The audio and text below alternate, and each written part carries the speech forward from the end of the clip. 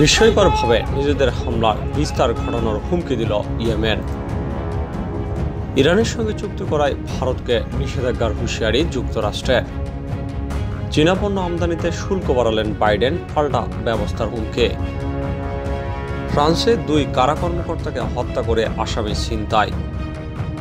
সবশেষে জানবেন ইসরায়েলি বন্দরে আবারও কামিকাজি ড্রোন দিয়ে হামলা চালালো ইরাকি যোদ্ধারা।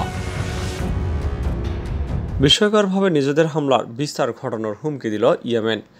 ইসরায়েল উপত্যকায় হত্যা অব্যাহত রাখলে ইয়েমেনের সশস্ত্র বাহিনী তাদের হামলার বিস্তার ঘটানোর হুমকি দিয়েছে।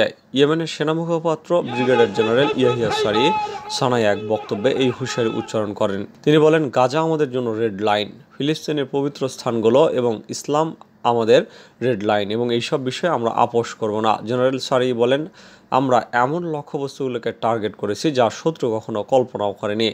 এমনকি ইয়েমেনের জনগণ বা আরব দেশগুলোর জনগণেরও কল্পনায় এই সব ছিল না। সারি সতর্ক করে দিয়ে আরও বলেন, যেসব কোম্পানি ইসরায়েলি বন্দরগুলোতে পণ্য পৌঁছে দেয় সেই সব কোম্পানির বিরুদ্ধে ইয়েমেন নিষেধাজ্ঞা আরোপ করবে, এবং এই ক্ষেত্রে এই কোম্পানিগুলো কোন দেশের তা লক্ষ্য করা হবে না।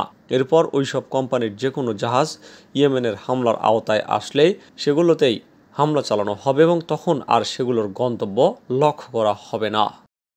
ইরানের সঙ্গে চুক্তি করায় ভারতকে নিষেধাজ্ঞার হুঁশিয়ারি যুক্তরাষ্ট্রে। ইরানের চাবাহার বন্দর তত্ত্বাবধানের চুক্তি করেছে ভারত। এর মধ্য দিয়ে এই প্রথম দেশের বাইরে কোনো বন্দর পরিচালনা করতে যাচ্ছে ভারতীয় কোনো প্রতিষ্ঠান। তবে এই চুক্তির পরেই নড়েচড়ে বসেছে যুক্তরাষ্ট্র, জানিয়েছে তীব্র প্রতিক্রিয়া। সংবাদ মাধ্যম এনডিটিভি জানিয়েছে, ইরানে গিয়ে সোমবার চাবাহার বন্দরে ঐতিহাসিক চুক্তি স্বাক্ষর করেন ভারতের বন্দর, নৌপরিবহন এবং নৌপথ মন্ত্রী সর্বানন্দ সোনোয়াল। ইরানের উপর সম্প্রতি নতুন নিষেধাজ্ঞা দিয়েছে যুক্তরাষ্ট্র, আর এই কয়েকদিনের মধ্যেই এই চুক্তি হলো। এরপরে বিষয়টি নিয়ে মুখ খোলে ওয়াশিংটন। সোমবার তেহরানে ইরানের বন্দর পরিচালনার চুক্তি করেছে ভারতীয় প্রতিষ্ঠান ইন্ডিয়া পোর্টস গ্লোবাল লিমিটেড ও ইরানের পোর্টস অ্যান্ড মেরিটাইম অর্গানাইজেশন। 2 প্রতিষ্ঠানের মধ্যে 10 বছরের জন্য এই চুক্তি হয়েছে বলে জানা গেছে। বিষয়টি নিয়ে সামাজিক মাধ্যমে এক্সে পোস্ট দেয় তেহরানে অবস্থিত ভারতীয় দূতাবাস।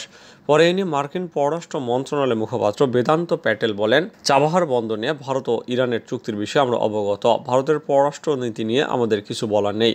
ইরানের সঙ্গে চাবাহার বন্দর নিয়ে তাদের সেই চুক্তিও 2 দেশের দ্বিপক্ষীয় সম্পর্কের আওতায় পড়ে। তবে ইরানের উপর মার্কিন নিষেধাজ্ঞা জারি আছে এবং থাকবে। বেদান্ত প্যাটেল আরও বলেন, কেউ যদি ইরানের সঙ্গে ব্যবসা করার কথা ভাবে তাহলে তাদের উপরও নিষেধাজ্ঞা আরোপ করা হতে পারে।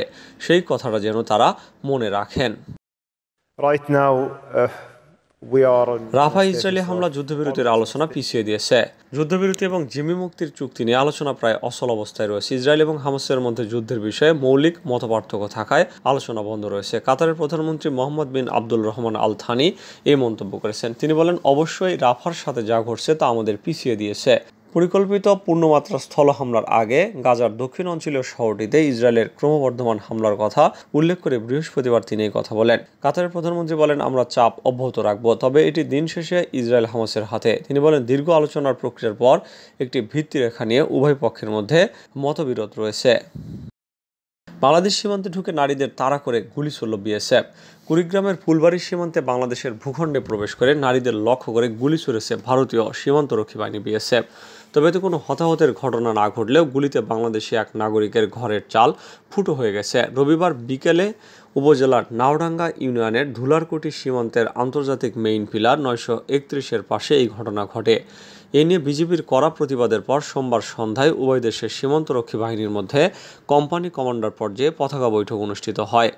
সীমান্ত এলাকার বাসিন্দা শাহ আলম মিয়া ও আব্দুল কুদ্দুস সহ কয়েকজন প্রত্যক্ষদর্শী জানান, রবিবার বিকাল 5:30টার দিকে সীমান্ত এলাকার বাসিন্দা কয়েকজন নারী কেটে নেওয়া ধানের গাছের আড়া সংগ্রহের জন্য নোম্যান্স ল্যান্ডে প্রবেশ করেন। এই সময় ভারতীয় নারায়ণগঞ্জ ক্যাম্পের টহলরত এক বিএসএফ সদস্য তাদের ধাওয়া করেন। ধাওয়া খেয়ে ওই নারীরা দৌড়ে বাংলাদেশের ভূখণ্ডে প্রবেশ করলে বিএসএফ সদস্যও তাদের পিছু নেয়। বাংলাদেশের ভূখণ্ডের প্রায় 20 থেকে 30 গজ ভেতরে ঢুকে পড়েন ভারতীয় সীমান্তরক্ষী বাহিনী। এক পর্যায়ে রাইফেল উঁচিয়ে বাংলাদেশি নারীদের লক্ষ্য করে এক রাউন্ড গুলি ছুড়ে দ্রুত ভারতের অভ্যন্তরে চলে যান।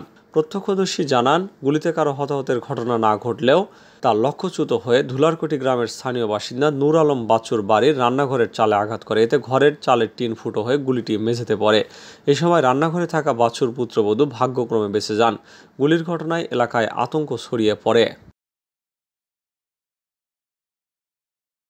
up to $1.5 billion. চীনা পণ্য আমদানিতে শুল্ক বাড়ালেন বাইডেন, পাল্টা ব্যবস্থার হুমকি। চীনের পণ্য আমদানির ক্ষেত্রে শুল্ক বাড়িয়েছে বাইডেন প্রশাসন। যেসব ক্ষেত্রে শুল্ক বাড়ানো হয়েছে তার মধ্যে বৈদ্যুতিক গাড়ি, কম্পিউটার চিপ ও মেডিকেল পণ্য রয়েছে। তবে যুক্তরাষ্ট্রের এমন পদক্ষেপের পাল্টা ব্যবস্থা নেওয়ার হুমকি দিয়েছে চীন। দেশটির বাণিজ্য মন্ত্রণালয় জানিয়েছে, যুক্তরাষ্ট্রের শুল্ক বাড়ানোর সিদ্ধান্তের বিরোধিতা করছে চীন। ওয়াশিংটনকে এমন সিদ্ধান্ত প্রত্যাহারেরও আহ্বান জানিয়েছে বেইজিং। হোয়াইট হাউস এক বিবৃতিতে জানিয়েছে, $18 বিলিয়ন সমপরিমাণ আমদানি পণ্যে শুল্ক বাড়ানো হয়েছে, যার মধ্যে রয়েছে ইস্পাত ও অ্যালুমিনিয়াম, সেমিকন্ডাক্টর, ব্যাটারি, গুরুত্বপূর্ণ খনিজ পদার্থ, সোলার সেল এবং ক্রেন। ফ্রান্সে 2 কারা কর্মকর্তাকে হত্যা করে আসামি ছিনতাই। ফ্রান্সের নরম্যান্ডির রুয়েনের কাছে একটি কারাভ্যানে চোরাগোপ্তা হামলা চালিয়েছে বন্দুকধারীরা। হামলায় 2 কারা কর্মকর্তা নিহত হয়েছেন। এরপর এক বন্দীকে ছিনিয়ে নিয়ে গেছে অস্ত্রধারীরা।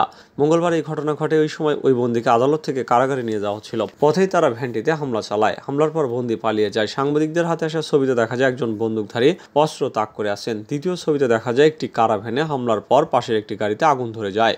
ফ্রান্সের বিচারমন্ত্রী এরিক ডুপন্ডো মোরেত্তি বলেছেন, এই ঘটনায় আরও 3 জন কারা কর্মকর্তা গুরুতর আহত হয়েছেন। মন্ত্রী বলেন, বন্দী আসামির সহযোগীরা ভারী অস্ত্র নিয়ে গুলিবর্ষণ করলে নিহত হন তারা। গোপনে মহড়া চালিয়েছে যুক্তরাষ্ট্র এবং তাইওয়ান। যুক্তরাষ্ট্র এবং তাইওয়ানের নৌবাহিনী প্রশান্ত মহাসাগরে যৌথ মহড়া চালিয়েছে। গত এপ্রিল মাসে 2 দেশের এই যৌথ মহড়া অনুষ্ঠিত হয়। মঙ্গলবার এক প্রতিবেদনের সংবাদ মাধ্যম রয়টার্স জানায়, ওয়াশিংটন তাইপের এই যৌথ মহড়া আনুষ্ঠানিকভাবে নয়, অনেকটা নীরবে হয়েছে। চীনের ক্রমাগত সামরিক হুমকির মধ্যে 2 দেশের পারস্পরিক সহযোগিতা বাড়ানোর জন্য এই মহড়া।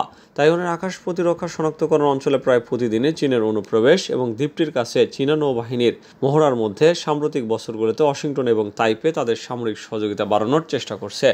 যুক্তরাষ্ট্র ও তাইওয়ানের সামরিক সমঝোতা বা সফর এবং প্রশিক্ষণের খবর প্রায় সময় আনুষ্ঠানিকভাবে জানানো হয় না, কারণ এতে চীনের আপত্তি রয়েছে। চীন চায় না যুক্তরাষ্ট্র এবং তাইওয়ানের কোনো যৌথ সামরিক কর্মকাণ্ড থাকুক। চীন অনেকদিন থেকে গণতান্ত্রিকভাবে শাসিত তাইওয়ানকে তার নিজস্ব এলাকা বলে দাবি করে, যা দ্বীপটি দৃঢ়ভাবে প্রত্যাখ্যান করে আসছে। 2 দেশের মহড়াটি গত মাসে পশ্চিম প্রশান্ত মহাসাগরে অনুষ্ঠিত হয়েছিল বলে কয়েকটি সূত্র জানিয়েছে, তবে তারা সংবেদনশীলতার কারণে বিষয়টি প্রকাশ না করার অনুরোধ করেছিলেন। ইসরায়েলি বন্দরে কামিকাজের ড্রোন দিয়ে হামলা চালালো ইরাকি যোদ্ধারা।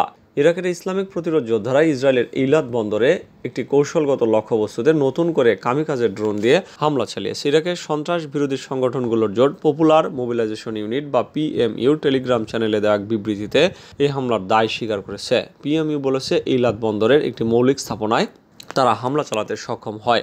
বিবৃতিতে বলা হয়, দখলদার ইসরায়েল অবরুদ্ধ গাজায় যে বর্বর আগ্রাসন চালাচ্ছে তার বিরুদ্ধে অব্যাহত লড়াইয়ের অংশ হিসেবে এই ড্রোন হামলা চালানো হয়। এছাড়া গাজার ফিলিস্তিনি জনগণের প্রতি সংহতির অংশ হিসেবে এই হামলা চালানো হয়। PMU বলছে, ইহুদিবাদী ইসরায়েলের গুরুত্বপূর্ণ স্থাপনায় তাদের হামলা অব্যাহত থাকবে। ইরাকি প্রতিরোধ যোদ্ধারা ইসরায়েলের ইলাদ বন্দরে হামলা চালানোর জন্য যে কামিকাজের ড্রোন ব্যবহার করেছে তার নাম আল আরফাত। পশ্চিম এশিয়া অঞ্চলে ইসরায়েলি এবং মার্কিন স্বার্থের বিরুদ্ধে অভিযান পরিচালনার ক্ষেত্রে আল আরফাত আত্মঘাতী ড্রোনের এটিই প্রথম প্রয়োগ। আরফাত ড্রোন ইয়েমেনের অভ্যন্তরীণভাবে তৈরি উন্নত মানের এবং দূরপাল্লার সামাদ ড্রোনের মতো।